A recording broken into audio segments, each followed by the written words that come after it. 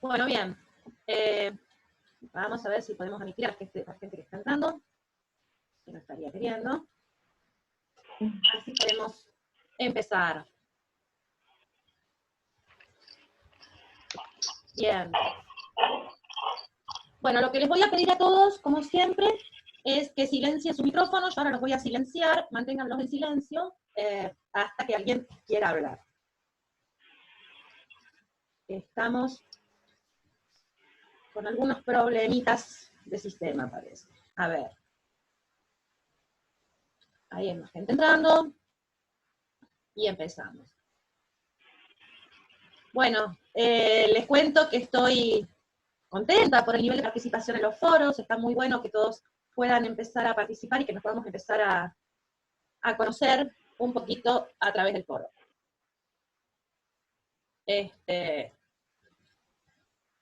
Bien. Ahí va apareciendo más gente. Algunos no tienen habilitada su camarita, así que a algunos no les vemos la cara, pero ya nos vamos a ir conociendo un poquito más. Bien. Vamos a largar un poquito con el tema de hoy. Yo me acabo de olvidar porque me tuve que venir a la casa de mi mamá porque se me cortó internet en casa, así que tenía un papelito con algunas cosas que había notado, que habían aparecido en los foros y que me parecían interesantes. Que quería retomar, pero bueno, las vamos a ir retomando a medida que vayamos avanzando en el tema. Más gente en la sala de espera.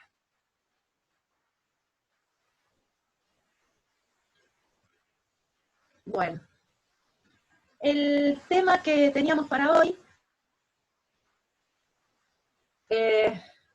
tenía que ver con justamente empezar a plantearnos de qué se trata esto del acompañamiento terapéutico y cómo lo podemos empezar a conceptualizar. Así que yo les voy a poner un PowerPoint para que me guíe un poco a mí y no me vaya por las ramas. Uno de mis inconvenientes es que me puedo ir por las ramas porque en realidad cuando uno quiere decir mucho,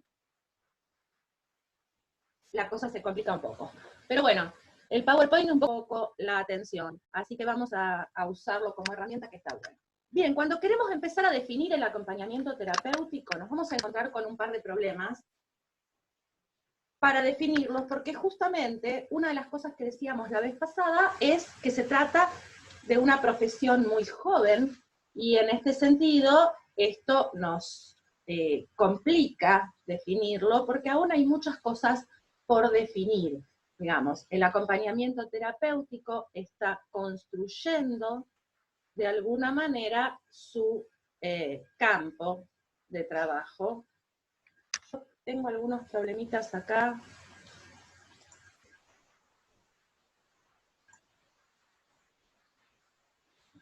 Bien, desde el principio.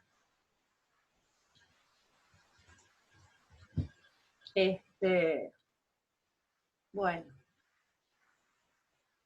No sé por qué, no me estaría dando bolilla en esto de marcar la presentación desde el principio. Pero bueno, a ver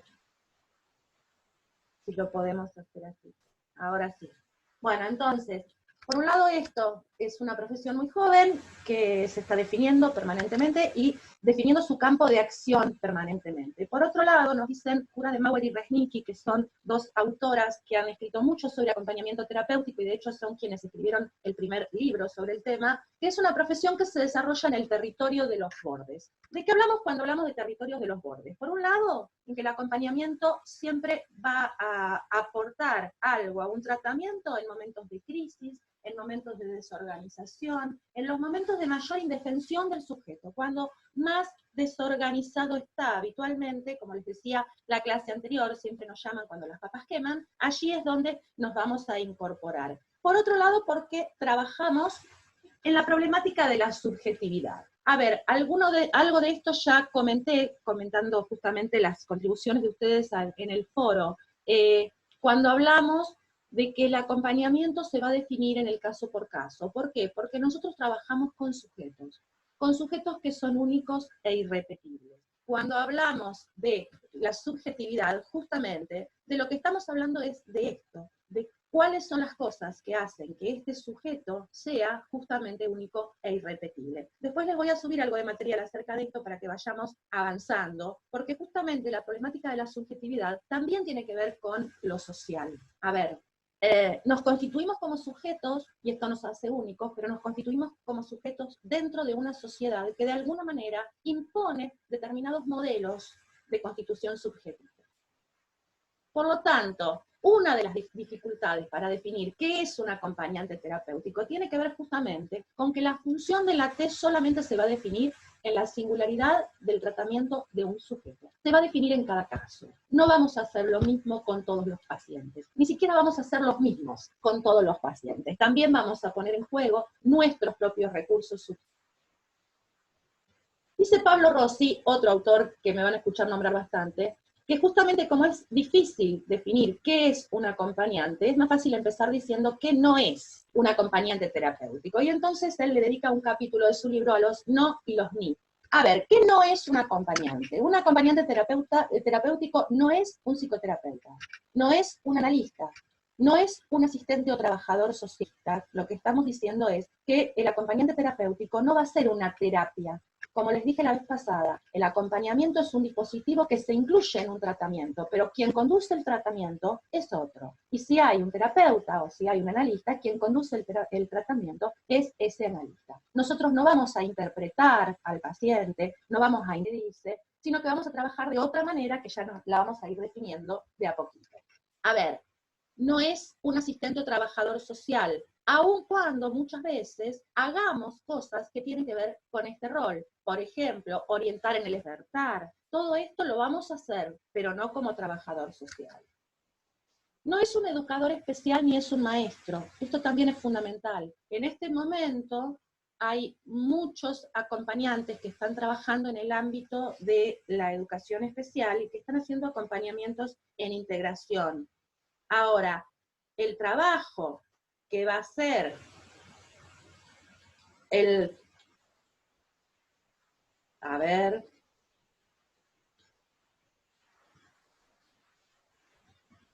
trabajo que va a hacer el acompañante va a ser absolutamente diferente. Nosotros no vamos a hacer adaptaciones curriculares, porque no es nuestra función, sino que vamos a trabajar desde otro lugar diferente, que tiene que ver justamente con lo vincular, con el lugar que ese chico va a ocupar en esa escuela, con su relación con sus compañeros, con su relación con su maestro.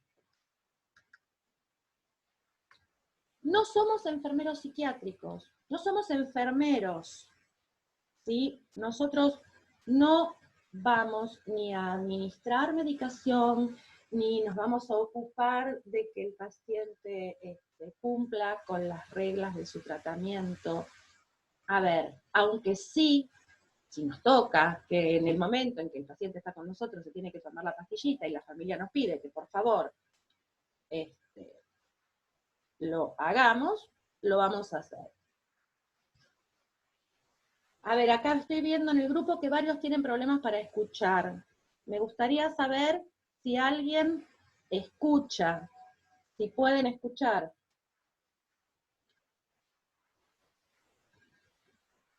Yo escucho bien. ¿Sí? Sí, María, Bueno. se escucha bien. Bueno, entonces traten de habilitar cada uno su audio. Ya le vamos a agarrar la mano, ¿sí? Si pueden contestarle a las compañeras lo que preguntan, porque yo se me complica atender al grupo de WhatsApp y a la que hace. No somos vigilantes, custodios ni guardias privados. A ver, esto es fundamental y tiene que ver con lo que hablábamos en la clase anterior sobre lo social socializante y lo social psiquiatrizante. Nosotros no estamos allí para que el paciente se porte bien, aunque muchas veces nos convocan para eso. De hecho, cuando se solicita desde una escuela, por ejemplo, un acompañante terapéutico para un niño, lo que se pide es alguien que ejerza control sobre ese niño para que ese niño no joda a la maestra, no joda a los compañeros. Bueno, eso es justamente lo que nosotros no tenemos que hacer. O para que un paciente se porte bien y no moleste a la familia. Tampoco, eso tampoco es lo que tenemos que hacer, no es nuestra función. No somos secretarios, aunque algunas veces podemos hacer de secretarios, aunque algunas veces podemos hacer un trámite por el paciente o orientarle en la forma de hacer ese trámite. Y fundamentalmente lo que no somos amigos y no somos familiares. Y en esto hay que ser absolutamente estricto. A ver, vamos a trabajar con una gran cercanía con los pacientes, mucho más que el analista, mucho más que el psicólogo, mucho más que el psiquiatra, mucho más que el médico, mucho más que cualquiera, porque nosotros vamos a participar en su vida cotidiana. Y justamente por eso es que tenemos que tener tanto cuidado de que no se confunda el paciente y que no nos confundamos nosotros, de no confundir los lugares. Esto también lo vamos a ver más adelante, pero por ahora quédense con esta idea. Tenemos que tener muy claro no confundir lugares y poder definir cuál es nuestra función y nuestro lugar en relación a ese paciente. Entonces, una de las complicaciones para definir qué es el acompañante terapéutico es justamente la tensión entre estos dos polos. Por un lado, necesitamos algunas definiciones. Tenemos que poder pensar qué es ser acompañante, pero por otro lado sabemos que ser acompañante es algo que se va a definir en esta singularidad de cada tratamiento, de cada relación con cada paciente.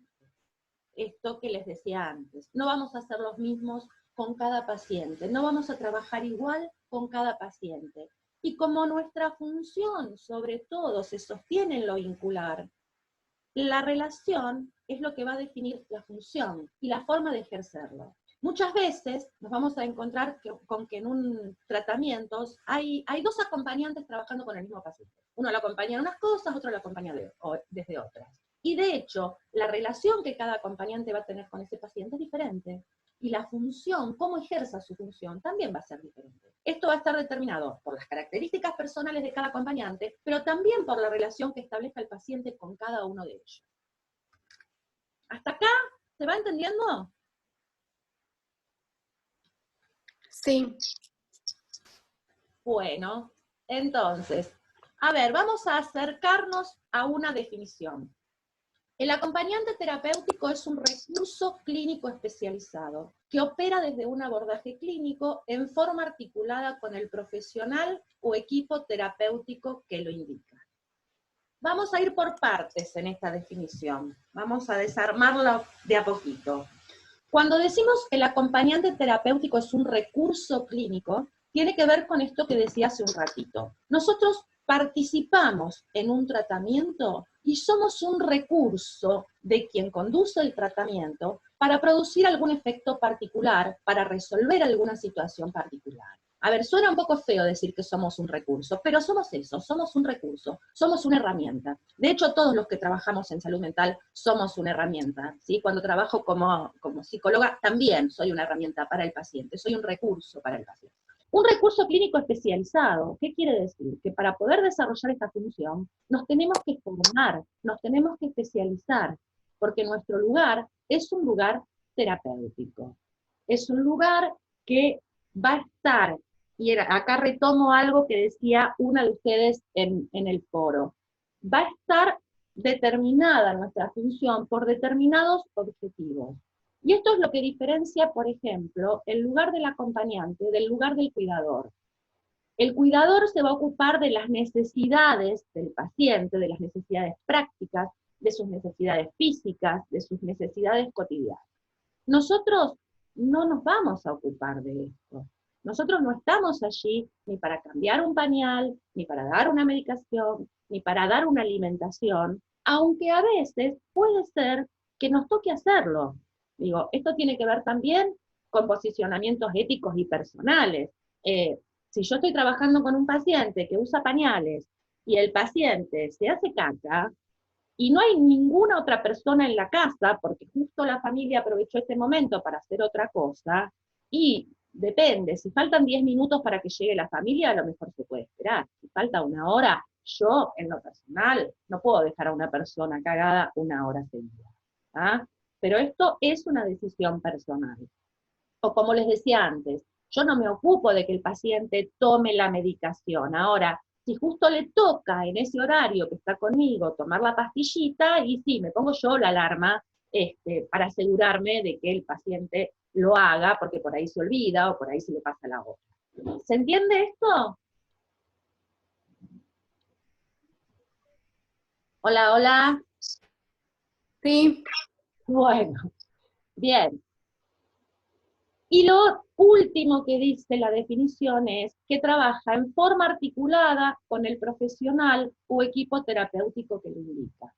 Es decir, como decíamos antes, el acompañamiento es un recurso que va a solicitar, que va a indicar un profesional o un equipo en un determinado momento para producir un determinado efecto.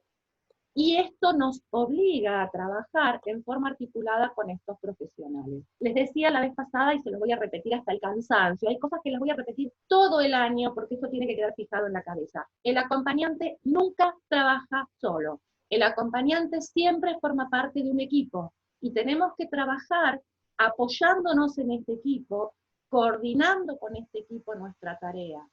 Esto es fundamental, nunca nos tenemos que olvidar.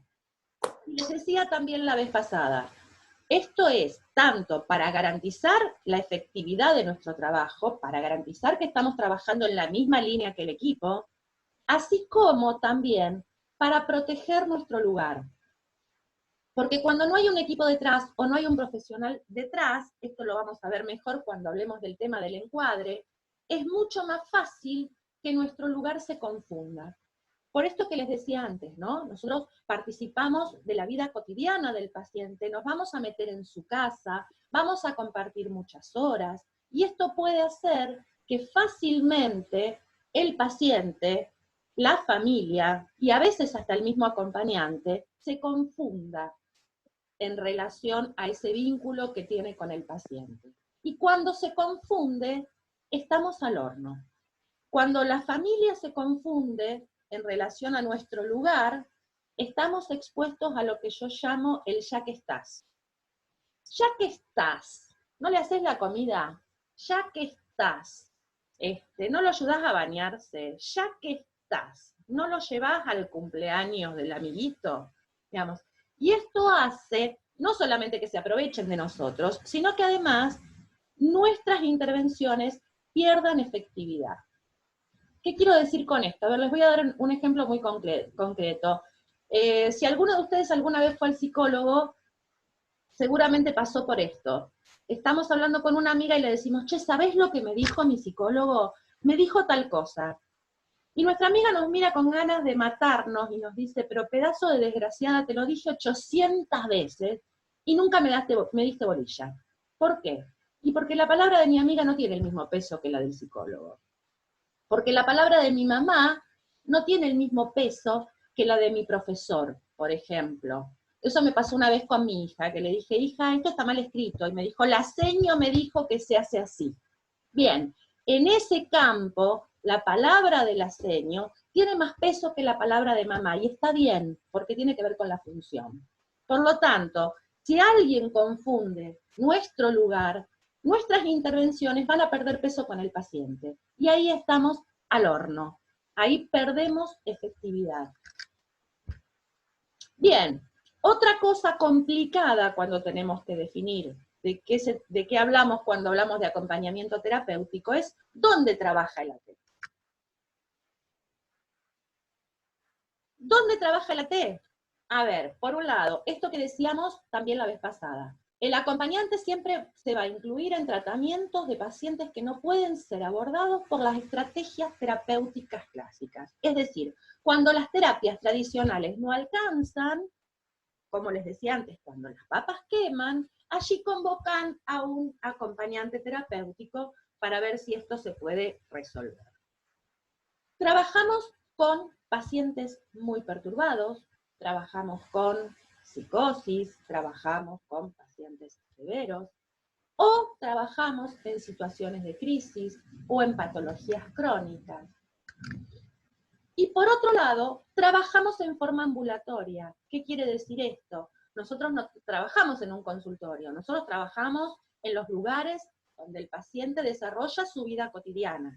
Trabajamos en su casa, trabajamos en su escuela, en su barrio.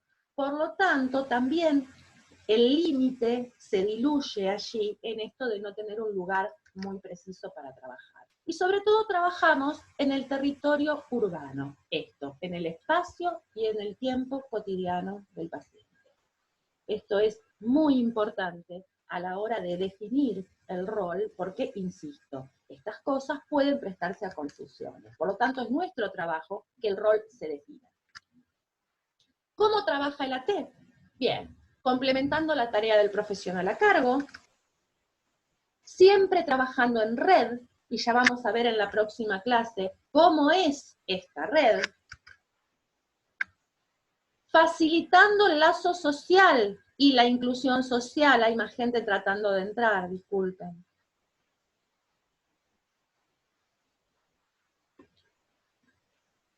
Esta es la función principal del acompañante, trabajar en el lazo social, trabajando en la inclusión social del paciente. Entonces, en este sentido podemos decir que es un recurso privilegiado para evitar la estigmatización social, la segregación y la cronicidad. ¿Sí? Esto es muy importante. Esta es la principal función del acompañante terapéutico. No sé si se los dije en la clase anterior, pero también se los voy a repetir todo el año. Nosotros trabajamos en pos de dos grandes objetivos, dos objetivos fundamentales. Favorecer la mayor autonomía posible del paciente, por un lado, y por otro lado, trabajar sobre lo vincular, favorecer el vínculo. En esto también, creo que fue Aneley y fue alguien más, también con A, no me voy a acordar de todos los nombres, que es un aporte muy importante en relación a esto de qué es lo social, qué es la inclusión social. ¿Por qué hablo de inclusión y no hablo de reinserción, que es algo que se usa mucho, sobre todo cuando se habla de discapacidad? Porque justamente, como bien dicen ustedes, el paciente siempre está inserto en la sociedad. La cuestión es en qué lugar está inserto, ¿sí? A ver, ser una persona marginal también es estar inserto en la sociedad, pero es estar ubicado en el margen, ¿sí? Ser un loco, sí, es un lugar en la sociedad, es un lugar importante en la sociedad. Estar preso es un lugar en la sociedad. Y es un lugar importante, obviamente, es una diferencia importante para quien lo padece y para todos los que estamos afuera. Creo que algo de esto también les dije en el foro. A ver, y hablamos cuando hablábamos de Foucault, ¿no? Esto de que el loco esté adentro del psiquiátrico funciona como una garantía imaginaria de que todos los que estamos afuera estamos cuerdos, ¿no? Esto nos tranquiliza de alguna manera. Que el delincuente esté preso nos sostiene en la ilusión, también imaginaria, que somos absolutamente distintos de ellos. Hasta que alguna situación nos pone esto en duda, ¿no? ¿Qué pasa cuando alguien está preso porque robó una manzana porque tenía hambre? Y allí es donde nuestras creencias empiezan a confundirse y a caerse. Entonces, el acompañante siempre va a trabajar para esto, va a trabajar para evitar que esta persona sea estigmatizada, que esta persona sea segregada, y va a trabajar para evitar la cronicidad. ¿Qué quiere decir esto? Para evitar que si padece una patología, esta patología tenga consecuencias de segregación por el resto de su vida. Bien, nos quedan 10 minutitos, así que, a ver, vamos a tratar de avanzar con esto. También, esto es importante, el acompañamiento terapéutico, como les decía la vez pasada, empieza con la atención de pacientes psiquiátricos, generalmente para favorecer la externación o para evitar que estos pacientes sean internados en un momento de crisis. Ahora, posteriormente, se empieza a trabajar con otros campos. Por ejemplo, en el campo de las adicciones, que también lo dijimos, en lo que tiene que ver con discapacidad, que también es un campo importantísimo de trabajo, en lo que tiene que ver, por ejemplo, con personas en situación de vulnerabilidad social, que también lo dijimos, y es un campo que se va ampliando permanentemente. Nosotros podemos pensar en ATES trabajando, por ejemplo, en, bueno, obviamente en pacientes adultos mayores, con pacientes adultos mayores, obviamente en áreas por ejemplo, pacientes quirúrgicos o pacientes prequirúrgicos, con pacientes terminales, con en lo que tiene que ver con embarazos, acompañamiento de embarazos complejos o de puerperios complejos. Es decir, podemos pensar en infinidad de lugares donde un acompañante puede ejercer su función. No sé si aquí había algo más, pero creo que tenía que ver con esto. Obviamente niños en diferentes situaciones, adultos mayores, adolescentes, pacientes terminales, bueno, todo esto ya lo dije. Y vamos a terminar con esto. El acompañamiento no es necesariamente terapéutico por definición. Puede no serlo si el posicionamiento del acompañante terapéutico frente al quehacer clínico, frente al paciente y frente al equipo con quien trabaja, no está lo suficientemente articulado. Bien, ¿con qué tiene que ver esto? Con lo que decía hace un rato. A ver, y también con lo que decía en la clase pasada. Acompañar, todos hemos acompañado en algún momento a alguien, y todos hemos sido acompañados en algún momento por alguien. Ahora, no cualquier acompañamiento es terapéutico. Lo que va a definir que algo sea terapéutico va a ser el posición, las necesidades del paciente, la articulación con el equipo, la inclusión real en un tratamiento y en la dirección que se lleve de este tratamiento, porque también es terrible, y esto pasa muchas veces, que un otro trabajo con otro, sobre todo pasa en niños, ¿no? Debemos conocer en niños, y cuando se trata de niños con discapacidad, ni les cuento, que va la fono por un lado, la psicóloga por un lado, la kinesióloga por un lado, la psicomotricista por el otro, y además tiene la... Y cada uno hace un laburo para donde se le ocurre, y al pibe, en lugar de ayudarlo, lo terminamos psicotizando, ¿no? Pobrecito.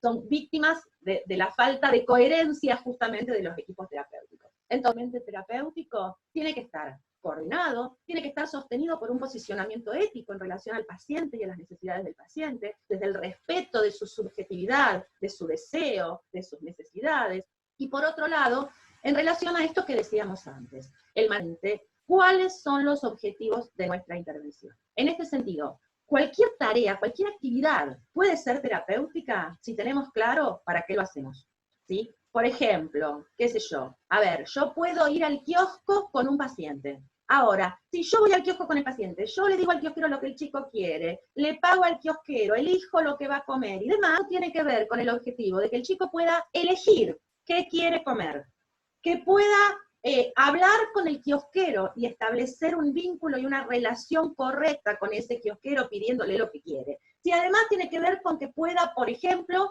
pagar y saber si le están dando bien el vuelto o no. Acá hay objetivos, sentarse a tomar un café en un bar, sea una actividad terapéutica. ¿Queda claro hasta acá? Bueno, nos quedan 4 minutitos, los quiero escuchar, a ver si hay alguna duda, alguna pregunta. Vamos, anímense.